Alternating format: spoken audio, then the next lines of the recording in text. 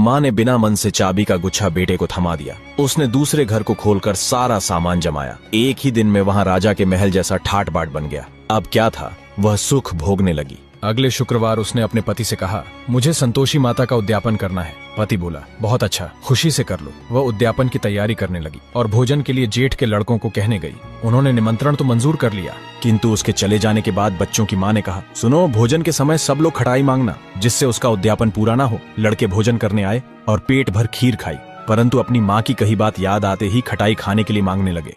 केवल खीर खाने में हमें अरुचि होती है, ये बोलकर लड़के उठ खड़े हुए और पैसे मांगने लगे। भोली और साफ मन की बहू कुछ जानती नहीं थी, उसने उन्हें पैसे दे दिए। लड़कों ने बाजार जाकर उन पैसों से इमली खरीदी और खाई। ये देखकर बहू पर माताजी ने कोप। राजा के दूत उसके पति को पकड़कर ले गए। उसकी जेठानी उससे कहने लगी, जब उम्र भर जेल की रोटी खाएगा तो सब मालूम हो जाएगा। बहू से यह वचन सहन न हुए और वह संतोषी माता के मंदिर में आकर रोते हुए कहने लगी, तुमने यह क्या किया? हंसाकर क्यों रुलाने लगी? तब माता बोली, पुत्री, तुमसे मेरा व्रत भंग हुआ है, इतनी जल्दी तुम सब भूल गई। तब वह बोलने लगी, माता, भूली तो नहीं हूँ और न कुछ अपराध किया है, मुझे तो लड़कों ने भूल में डाल दिया, क्षमा करो माँ, अब कोई भूल नहीं होगी। अब बताओ, मेरे पति वापस कैसे आएंगे?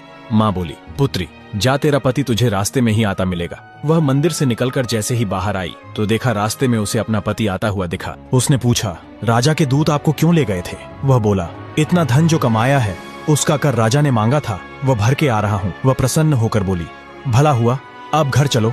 अगले शुक्रवार को वह फिर अपने पति से बोली, मुझे माता का उद्यापन करना है। पति ने कहा, ठीक है, करो। वह फिर जेठ के लड़कों को भोजन के लिए कहने गई।